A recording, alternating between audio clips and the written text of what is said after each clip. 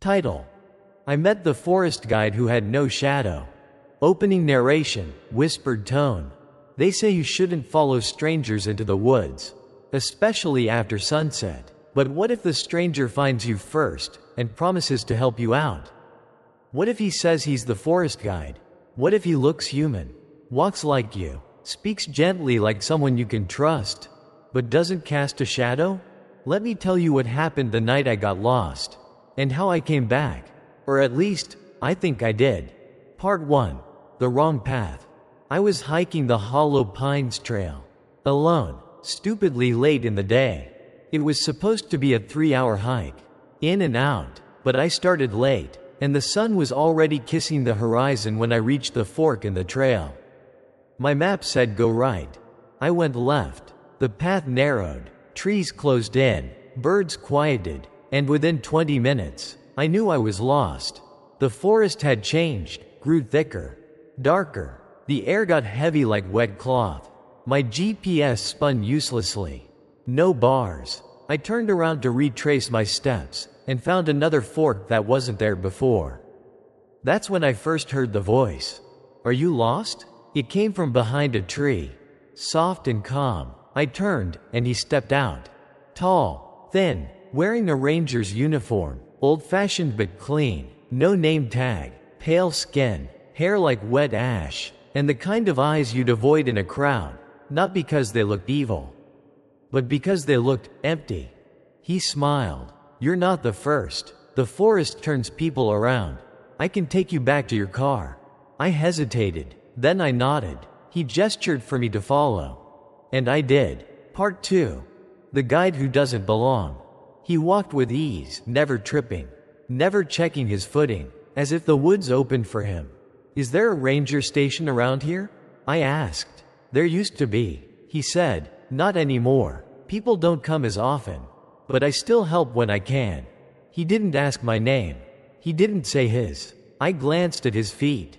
That's when I noticed no shadow. None. The trees cast long fingers across the forest floor. My own shadow stretched and danced behind me. But he left no trace. I stopped walking. He did too, turning his head slightly, like a marionette. Something wrong? Where's your shadow? He smiled again. I left it behind, long ago. My heart pounded. I took a step back. You don't have to be afraid, he said. The woods are more dangerous without me. And then he turned and kept walking. And I followed. Part 3. The places that shouldn't exist. The trail he took wasn't on any map. The trees grew in spirals. Birds flew backwards. At one point, I swear I saw the same fallen log 3 times, once with moss, once without, and once with claw marks.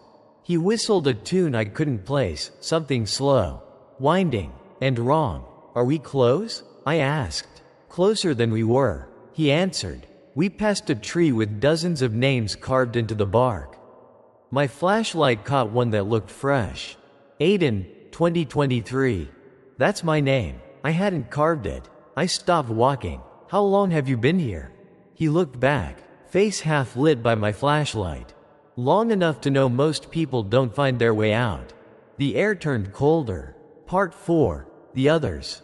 Eventually, we reached a clearing. A campfire burned in the center, though no one had lit it. Around it stood others. People, like me, hikers, campers, all standing silently, watching the flames. Blank expressions. Some had old clothes, like they belonged to past decades. One woman wore a 90s windbreaker. A man held a camcorder. I whispered, "Who are they?" "They followed the wrong guide," he said. Then I noticed none of them cast shadows either. "Are they alive?" I asked. "They were," he said, "before they stayed too long." My instincts screamed at me to run. So I did. Part 5. Breaking the loop. I ran, didn't look back, crashed through branches, fell, got up, ran more. The forest twisted around me. But I kept moving. I heard his voice behind me, not angry. "Calm. You'll come back eventually." They all do. I stumbled into a ditch and hit my head. When I opened my eyes, it was morning. Birds chirping, real sunlight. Real shadows. I was near the Hollow Pines trailhead. My car was right there. I drove home and never looked back. But last week, I took a photo during a walk downtown. Bright noon sun, people all around, and I noticed something. In the corner of the picture, a man in a ranger uniform. He's smiling, standing under the sun, and he still doesn't have a shadow. Part 6. The Journal. I couldn't stop thinking about him, about the others, about my name carved into a tree I never touched. So a week later, against all sense and sanity, I returned. This time, I brought gear, trail flags, a satellite phone, 2 GPS devices, and a GoPro strapped to my chest. I told no one. I hiked early, in daylight, no voices, no strange trails. Everything looked normal, until I reached that same impossible fork again. And just like before, I took the left. The woods shifted, the silence deepened, my GPS spun wildly again. I followed the spiral trees, the clawed log, the tree with the names, and then I saw it. A worn leather-bound journal, half buried under leaves, near the base of the tree. I opened it. The handwriting changed every few pages. Different names, different years, but the message was always the same. He comes when you're lost. If you follow him, you'll forget who you are. I think I'm forgetting already. And on the last page, if you're reading this, it means I'm gone, or maybe I've become him. Part 7. Return to the clearing. I reached the campfire clearing again. It was dusk now. The fire burned, as if expecting me. The figures were still there. One turned to look at me. It was me, but not quite. My eyes were hollow, my skin pale, a twin with my face, but drained of something vital. "Don't stay," it whispered. And then the guide stepped out from the trees. "You came back," he said. "I knew you would." He stepped into the firelight. Still no shadow. Part 8. The truth of the guide. I raised my voice. "What are you?" He smiled, wider now. "I was like you, once, a hiker, lost, afraid. I followed someone who said he'd help." He stepped closer. I became him, and now, someone must take my place. I backed away. "Why me?" "Because you came back, because you asked questions, because the forest remembers." He pointed at the journal in my hand. "That was mine, once." Then he stretched out his hand. "It only takes one step, one moment of trust." Part 9. The bargain.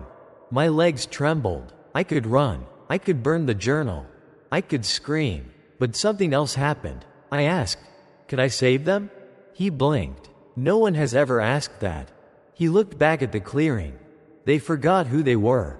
Gave up too soon. "If you want to try, take my place." Become the guide? Yes, but with your memory intact. Maybe you'll do better. I stared at the fire. The figures. The blank eyes. I stepped forward. "I'll do it." He nodded, and vanished. The fire dimmed. The others blinked, as if waking up. And I felt the weight settle on me. Part 10. I am the guide now. I don't sleep. I don't eat. I walk the woods. When someone gets lost, I find them. Some I bring back. Some are too far gone. But I remember. I still remember. And I leave the journal where it can be found. The forest doesn't forgive, but it can change. So if you ever get turned around out there, if the map doesn't make sense, if the trail splits where it shouldn't, don't panic. Look for me, but make sure you still cast a shadow. Because if you don't, you may already belong to the woods.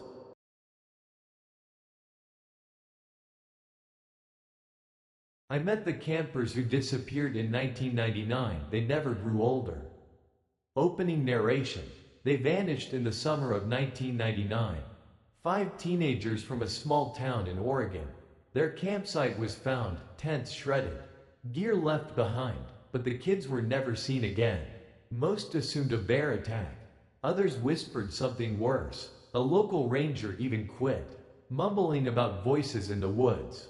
But I know what happened to them.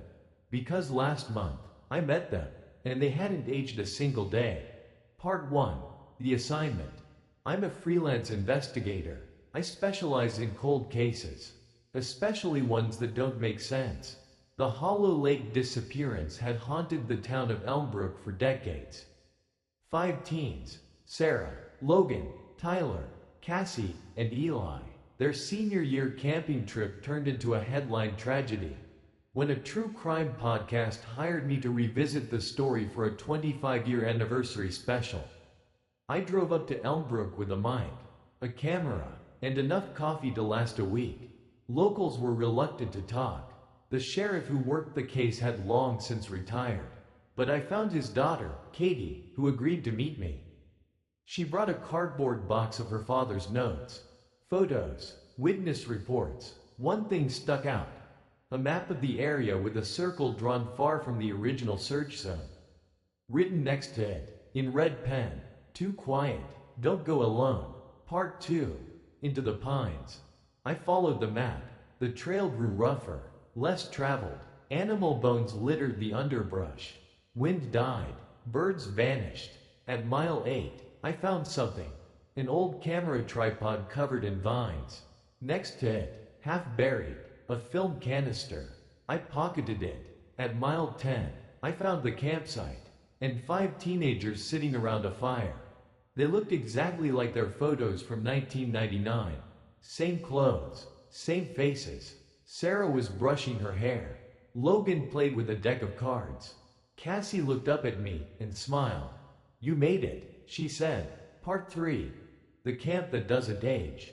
I thought it was a prank, until I saw the way the fire burned, too bright, too still. The sky above us didn't move. Not a single cloud drifted. Not a leaf stirred. Tyler tossed me a can of soda. "Sit, it'll be a long night." They weren't surprised to see me. Weren't afraid. They acted like I was expected. I set up my camera. "Do you know what year it is?" Eli grinned. "Still, 99, right? It's 2024. Silence. Then Cassie giggled. "That's what the last guy said." I swallowed. "There was someone before me?" They nodded. Logan pointed to the woods. "He went that way. Didn't come back." Part 4. The Loop. I stayed the night. I don't know why. Part fascination. Part fear of the dark line of trees around us. The fire never died. The kids never seemed tired. Cassie showed me a notebook full of drawings, some of them recent. She had sketched a man wearing a hoodie. That was me. She drew me before I arrived. "How do you know who's coming?" I asked. She tapped her head. "Dreams." That night, I dreamed of a tall figure with no face watching me through the trees. When I woke up, the others were gone. Only Sarah remained, staring into the fire. They always wander off when it gets close. She said, "What does?" She looked at me. "The thing that doesn't want us to leave." Part 5. The Search Party. I left the site with my gear, determined to call for help. But the trail had changed. Trees shifted. The compass spun. I walked for hours. Then, suddenly, I was back at the same fire. The others were there again, smiling, as if I had never left. I checked my watch. No time had passed. Cassie handed me a second drawing. A new face. He's next. Part 6. The arrival of the next stranger. The next day, a man stumbled into the camp. Gray hoodie, backpack, same confused look I must have worn. Name: Joel, a hiker from Portland, got lost while exploring old ranger trails. He saw the teens and froze. "Wait, is this a film shoot or something?" We sat him down. I tried to explain. He didn't believe me, until he checked his GPS and it showed nothing but static. Until he walked an hour away and came back to the fire. Then he believed. Part 7. The history buried in roots. Joel and I searched the woods together. We found remnants, belongings from others, a cracked Polaroid, a torn journal, even a decades-old Walkman. The journal had entries. "Don't eat the food. Don't follow the singing. If you see yourself, run." One page was torn, covered in dirt. I could just make out the words. "It feeds on time."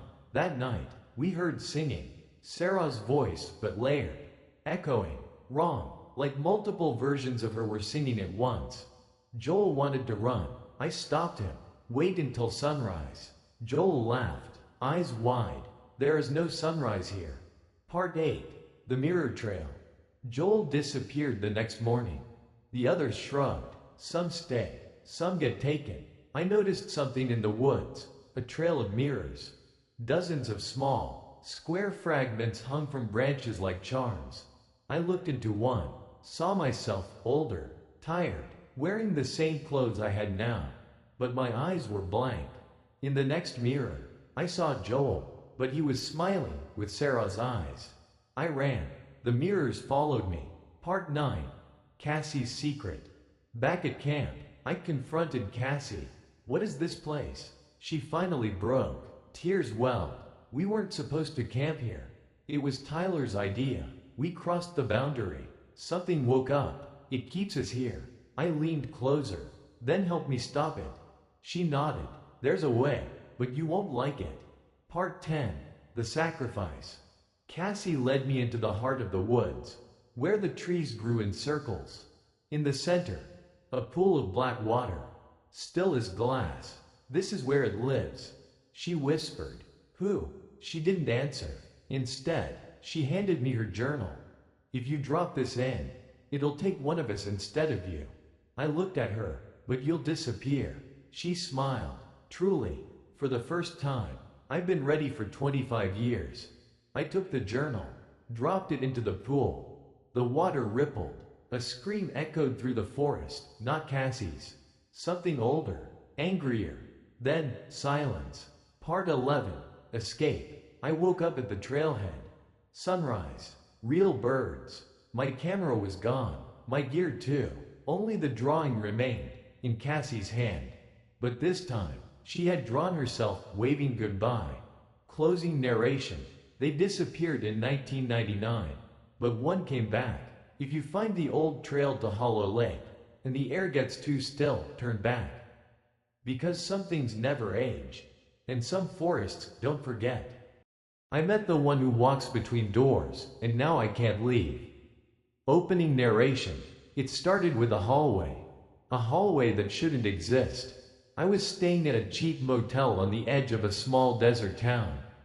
Just passing through on a cross-country drive. I'd driven all day and pulled in well after dark. The clerk handed me a key to room 104 and told me to ignore the hallway next to the vending machines. It's just storage, he said, avoiding my eyes. Don't go down there. I didn't plan to. Not until I heard someone whisper my name from behind that door. Part 1. The Wrong Door. Room 104 was small. Nothing special. Peeling wallpaper.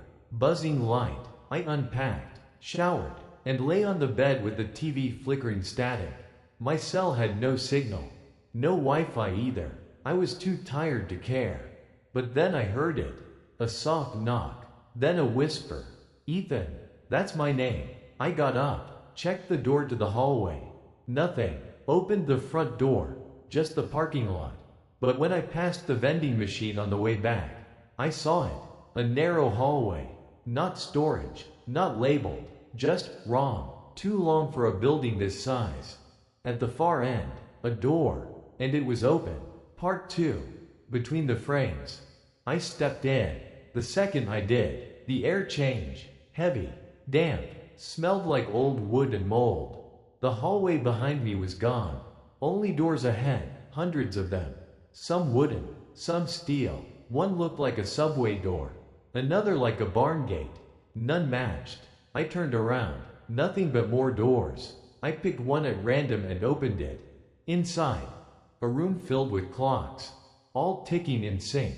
Another door opened on its own. Beyond it, a snowy forest. I turned to leave, but the first hallway was gone. Part 3. The Others. I wasn't alone. I met a woman named Dana. She'd been here for 3 days.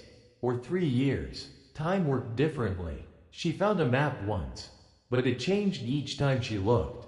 There was also Raj, who warned me never to open the green doors. They lead to the between. He said, that's where it walks. What is it? I asked. He just shook his head. Later that night, we heard footsteps, not from a hallway, from every hallway, and a slow, dragging breath. Part 4. The Green Door. Of course I opened one. It pulsed in my dreams. Called my name. Inside, black mist, a stairwell descending into nothing. And something coming up. A figure, tall and thin, wearing a coat made of doors. Every time it moved, a different door creaked open on its body, revealing eyes, or hands, or screaming mouths. I slammed the door, but not before it looked at me, and whispered, "Found you." Part 5. The Loops. The doors began shifting. Dana vanished. Raj forgot his name. I opened a door marked 104. It led to my motel room, but it wasn't the same. The TV showed static. My suitcase was gone. My reflection blinked late. I left, tried another door. It was still 104. A different version each time. I realized I could go anywhere except home. Part 6. The Choice. I found one last door. White, silent. On it, a note pinned with a nail. To leave, someone must stay. Inside, the one who walks between doors waited. It reached out a hand made of brass handles. I had a choice. I shut the door. Now I walk. Between doors. Between places. Leaving warnings. If you ever find a hallway that doesn't belong, don't enter. Because if you do, one of us must stay. Part 11. The Revolving Corridor. I tried to resist. Tried to stop opening doors. Tried to settle in one place. Just for a while. There are zones within this strange dimension that mimic peace. I found a diner once, abandoned. Frozen in a 1950s loop. I sat in a booth and listened to a jukebox repeat the same jazz tune for hours. But the hallway always returns. Always finds me. One night, I dreamed I was back in the motel bed. The door open, light flickering. I felt warmth again. And when I opened my eyes, I really was there. I ran to the front desk.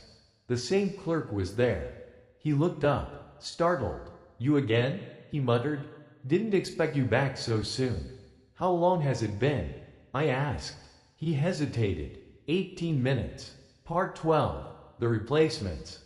Something had changed. I began seeing others more frequently. People walking into impossible spaces. Confused, panicked. Each time, I felt the hallway growing heavier, thicker. The doors vibrated like they were alive. Then I saw my own door, door 47B, standing ajar. Inside, my apartment, my books, my cat, a figure was sitting in my chair. It looked like me, but it wasn't. It was smoother, less human, eyes too wide, smile too straight. It turned slowly and raised a hand to the side of its head, mimicking a phone. Then it whispered, "You're on hold," and shut the door. Part 13. Dana's Return. Dana came back, or maybe it was her echo. She looked older, faded. "I found the end," she said. "Where?" She handed me a key. It was shaped like no key I'd ever seen, crooked teeth. Made of bone. "Find the door that bleeds," she whispered. "Unlock it, walk through, but don't close your eyes." Then she dissolved into mist. Part 14. The Bleeding Door. It took what felt like years. Wandering, falling, screaming. Finally, I found it. A door, pulsing like a wound. Red light leaked from the seams. It sobbed softly. I pressed the bone key into its lock. It clicked, and the hallway screamed. Every other door slammed shut. The doorwalker appeared at the end of the corridor. Dozens of doors slamming open and shut in its wake. I stepped through the bleeding door. Part 15. The Ending That Isn't. It was quiet. I stood in a circular chamber of mirrors. Each mirror showed a version of me. One happy, one insane, one old, one already gone. In the center, a pedestal. On it, a switch. A plaque below it read, "To reset the path, turn back the world." I hesitated, then flipped it. Epilogue. The motel again. I woke up in room 104. The hallway was gone. The vending machine buzzed quietly. Sunlight poured through the curtains. A cat meowed outside. I laughed, cried, got up, packed my things. At the front desk, the clerk smiled. Check out? Yes, I said, finally. But as I turned to leave, I noticed something in the reflection of the lobby's glass. The hallway, still there, and someone watching from within it. Someone wearing my face. Final words. If you ever stay in room 104, if the vending machine buzzes too loudly, if a door opens that wasn't there yesterday, don't follow your name, because some doors should never be opened, and someone always must stay. Title: I met the girl in the elevator who knew my name. My name is Aaron. I used to live in a 30-floor apartment complex just off 8th and Maynard in Seattle. Back then, I worked night shifts, tech support for overseas clients, so I'd often come home around 3 a.m. when the whole city was blanketed in wet, blinking silence. There's something about tall buildings at night. They hum, not loud, but it's there, a vibration under the soles of your feet, like the place is still breathing while everyone inside it sleeps. The first ride. It was a rainy Tuesday morning when it happened. I got home at 3:08 a.m. My clothes were damp, my eyes raw from too much screen time. I stepped into the apartment lobby and pressed the elevator button. The display above flickered once. Then the doors slid open. She was already inside. A girl, maybe early 20s, long black hair, red jacket, not soaked like I was, not shivering either, just standing there, still. I stepped in slowly, hit the button for the 24th floor. She didn't press anything. I nodded politely. She smiled at me, too long, too steady. Then she said, "Hi Aaron." I froze. My name isn't printed anywhere on me. I'd never seen her before. "Sorry, do I know you?" She just tilted her head, still smiling. "You will." And the elevator jolted. The lights dimmed, just for a second. When they came back on, she was gone. Static floors. After that night, the elevator started acting up. It would stop on random floors no one requested. The doors would open into pitch-black hallways.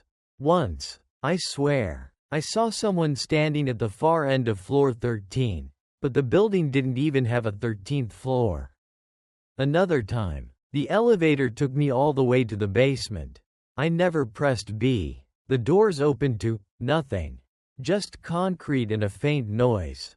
Like a cassette rewinding. I told the building manager. He said the elevator hadn't been serviced in months. No malfunctions. No other complaints. 3:08 a.m. Every ride after 3:08 a.m. felt off. That exact time. If I stepped in before 3:08, everything was normal. But after? Cold air, flickering lights, long pauses between floors, and sometimes, the faint scent of lavender and mold. I began dreading the ride home. I took the stairs sometimes, but my knees hated me for it. Then one night, I stayed late, real late, got home at 3:19 a.m. I should have taken the stairs. The second ride, I stepped into the elevator. It was empty. I hit 24. The doors slid shut. At floor 9, the elevator stopped. The girl walked in. Same red jacket, same expression. Her eyes never left mine. This time, she pressed a button I'd never seen before. It was beneath the others, black, unlit, with no number. The elevator began to descend. "Where are we going?" I asked. She said, "You already know." The floor counter turned blank. Then the elevator stopped. The doors opened. And I swear, I saw my own apartment hallway. But something was wrong. The lights were too bright. The air too still. No noise. Not even the buzz from the light fixture above my door. She stepped out. "Come on," she said. I didn't move. Her smile faded. "I don't want to go alone again." My hands trembled. "Again?" She turned. "You don't remember?" I slammed the close door button. The elevator rose. Messages. For the next week, my apartment phone would ring at 3:08 a.m. exactly. No number. No message. Just static. Then a faint whisper. 24. I unplugged the phone. I stopped using the elevator. I even thought about moving. But curiosity is a cruel addiction. The descent. One last night, I told myself, just ride it one more time. Get answers. I entered the elevator at 3:08 a.m. She was waiting. No smile this time. She handed me something. A lanyard. Mine. The one I lost weeks ago. You dropped this, she said. Then she pressed the black button again. And this time, I didn't stop her. The elevator descended longer than it should have. No floor numbers. Just a hum, like a heart beating inside concrete. Then darkness. The doors opened. And what I saw was me, standing inside my own apartment, staring at the door. But it wasn't me now. It was me from that rainy Tuesday. The night I came home at 3:08. The first night. The girl stepped out and whispered, "This is where it loops." Then everything blinked out. Now, I still live here. I still take the elevator.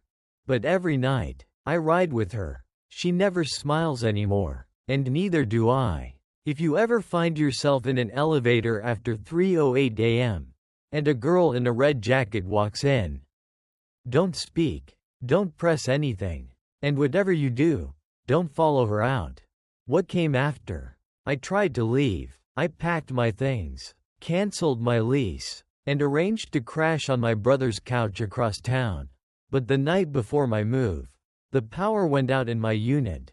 Complete blackout. My flashlight flickered out after only a few minutes.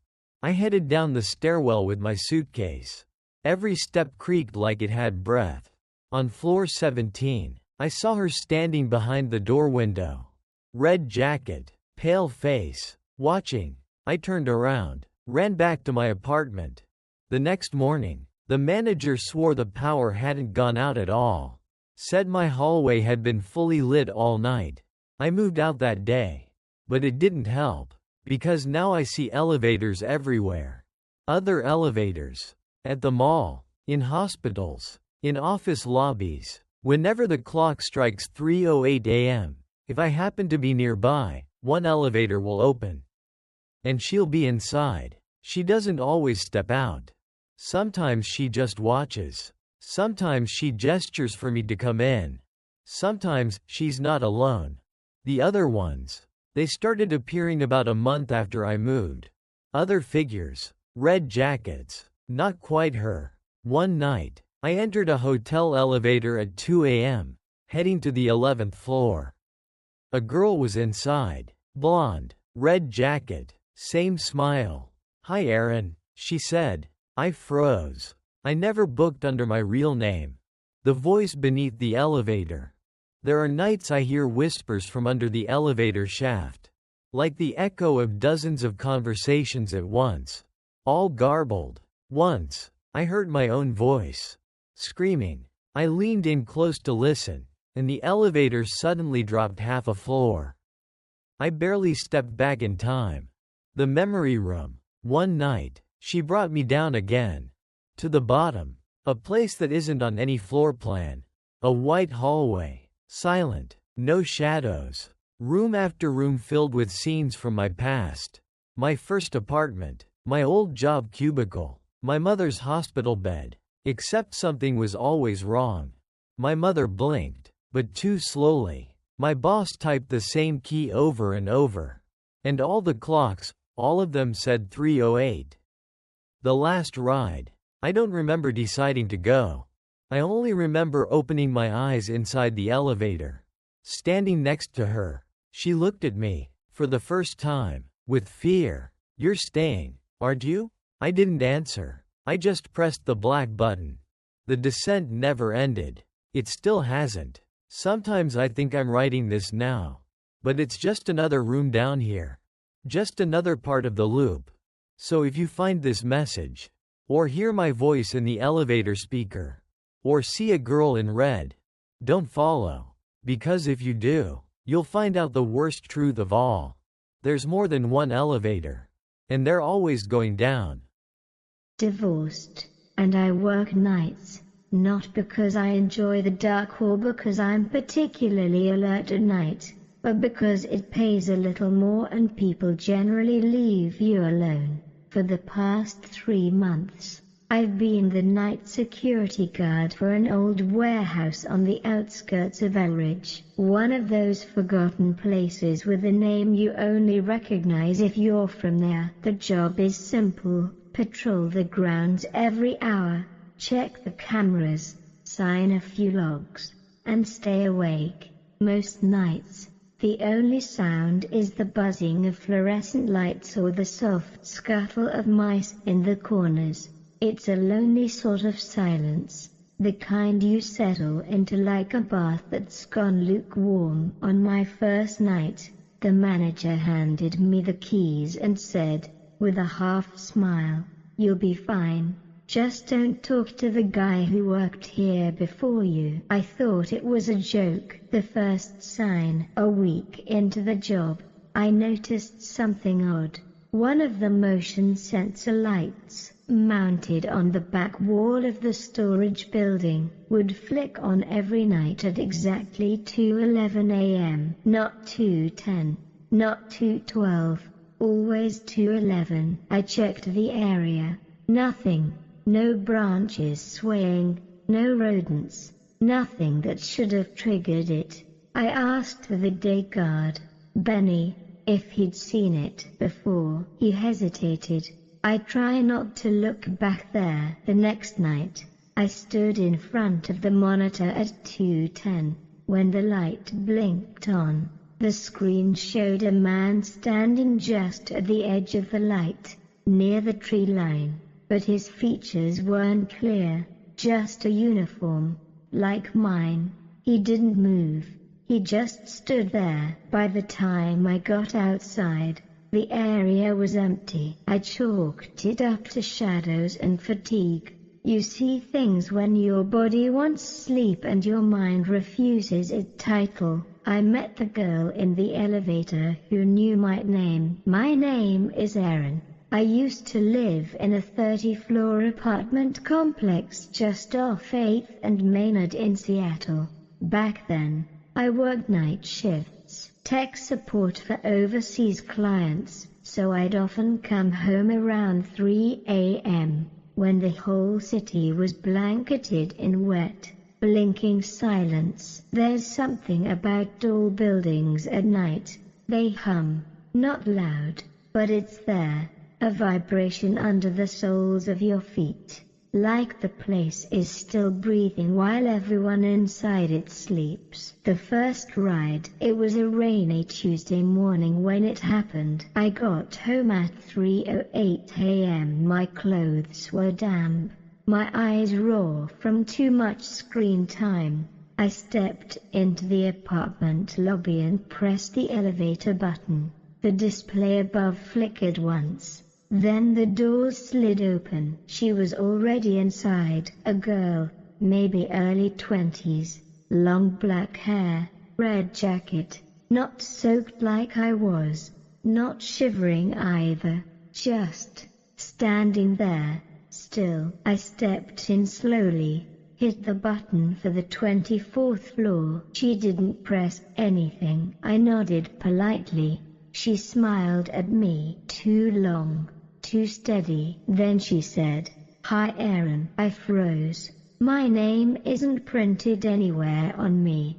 I'd never seen her before. "Sorry, do I know you?" She just tilted her head, still smiling. "You will." And the elevator jolted. The lights dimmed, just for a second. When they came back on, she was gone. Static floors. After that night, the elevator started acting up. It would stop on random floors no one requested. The doors would open into pitch black hallways. Once, I swear, I saw someone standing at the far end of floor 13, but the building didn't even have a 13th floor. Another time, the elevator took me all the way to the basement. I never pressed B. The doors opened to nothing, just concrete and a faint noise, like a cassette rewinding. I told the building manager. He said the elevator hadn't been serviced in months. No malfunctions. No other complaints. 3:08 a.m. Every ride after 3:08 a.m. felt off. That exact time, if I stepped in before 3:08, everything was normal. But after, cold air, flickering lights, long pauses between floors, and sometimes the faint scent of lavender and mold. I began dreading the ride home. I took the stairs sometimes, but my knees hated me for it. Then one night, I stayed late, real late. Got home at 3:19 a.m. I should have taken the stairs. The second ride, I stepped into the elevator. It was empty. I hit 24. The doors slid shut. At floor 9, the elevator stopped. The girl walked in. Same red jacket. Same expression.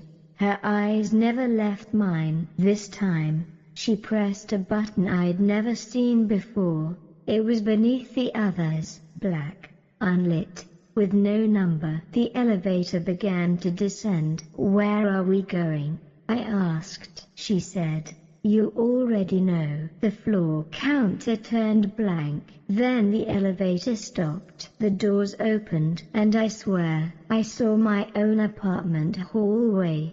But something was wrong. The lights were too bright, the air too still, no noise, not even the buzz from the light fixture above my door. She stepped out. Come on, she said. I didn't move. Her smile faded. I don't want to go alone again. My hands trembled. Again? She turned. You don't remember? I slammed the close door button. The elevator rose. Messages. For the next week, my apartment phone would ring at 3:08 a.m. exactly. No number, no message, just static. Then a faint whisper, 24. I unplugged the phone. I stopped using the elevator. I even thought about moving, but curiosity is a cruel addiction. The descent. One last night, I told myself, just tried it one more time. Get answers. I entered the elevator at 3:08 a.m. She was waiting. No smile this time. She handed me something. A lanyard. Mine. The one I lost weeks ago. You dropped this, she said. Then she pressed the black button again, and this time, I didn't stop her. The elevator descended longer than it should have. No floor numbers, just a hum, like a heart beating inside concrete. Then darkness. The doors opened, and what I saw was me, standing inside my own apartment, staring at the door. But it wasn't me now. It was me from that rainy Tuesday, the night I came home at 3:08. The first night. The girl stepped out and whispered, this is where it loops. Then everything blinked out. Now, I still live here. I still take the elevator. But every night, I ride with her. She never smiles anymore. And neither do I. If you ever find yourself in an elevator after 3:08 a.m., and a girl in a red jacket walks in, don't speak, don't press anything, and whatever you do, don't follow her out. The No Shadow Man. 2 nights later, the light came on again. This time, I ran, fast, out the door. Around the corner, he was still there, a man, maybe mid-50s, pale skin, thin lips, wearing the same navy blue jacket I had, with security embroidered on the back. But here's the part I still can't explain. He had no shadow. The light was directly above him. I looked 3 times. The bushes cast shadows. The building, my boots, the gravel, everything cast shadows. He didn't. He turned to look at me. His eyes were dull, glassy, like fogged over mirrors. "You're early," he said. My mouth went dry. "Who are you?" He smiled faintly. "I'm the one before you." Then he walked back toward the woods and vanished. The logbook. I checked the security logs, flipping through old paper records in a dusty metal cabinet. There was a guard assigned to this shift before me. Name, D. Marshall. Assigned, 1984. But there was no record of his resignation. No note. No termination form. No follow-up. I showed it to my manager the next morning. He looked uncomfortable. We had a lot of turnover back then. People left without notice. "Was there a man named Marshall?" He nodded. Slowly. "Yeah, he disappeared during a storm. Never found him. The cameras caught static all night." The next morning, his shift log was filled out to 4 a.m. but nobody saw him again. I didn't sleep that day. The encounter. The following night, I prepared, brought my phone, my flashlight, and a small voice recorder. At 2:11 a.m., the light clicked on. He stood there. I walked to him, slow. Every step felt like trudging through molasses. "You're not supposed to be here," I said. He looked at me, almost sadly. "Neither are you." I raised the recorder. "What happened to you?" He took a long breath. "I forgot who I was. I walked these halls for so many nights. I became part of them." The light stopped recognizing me. Even my shadow left me. "Your shadow?" He nodded. "It got tired of standing behind someone who never left, so it walked away. I've been trying to follow it ever since." I blinked, and he was gone. The maze. That night, the building changed. Corridors didn't lead to the same places. My watch slowed. The cameras flickered. I turned a corner and saw myself on the other end, but I wasn't holding the flashlight. I ran. Doors led to dead ends. The stairwell kept going down further than it should have. My voice recorder replayed his words even though I turned it off. Finally, I reached the main door. It wouldn't open. He was behind me again. "You see?" he whispered. "This place keeps what belongs to it. I'm not like you." He tilted his head. "Aren't you? You come here every night. You live in silence. You don't speak to anyone. That's how it starts." He reached toward me. The morning I woke up at the guard station desk, head down, everything untouched, except when I walked out into the morning sun. Something was wrong. I looked down. No shadow. The confession I haven't told anyone until now. Maybe this is how it happens. Maybe someone has to tell the story before it takes root in someone else. Maybe by saying this, I give it shape. If you ever find yourself alone at 2:11 a.m., and a light turns on for no reason, don't follow it. Some of us never come back, and those who do, don't cast shadows anymore.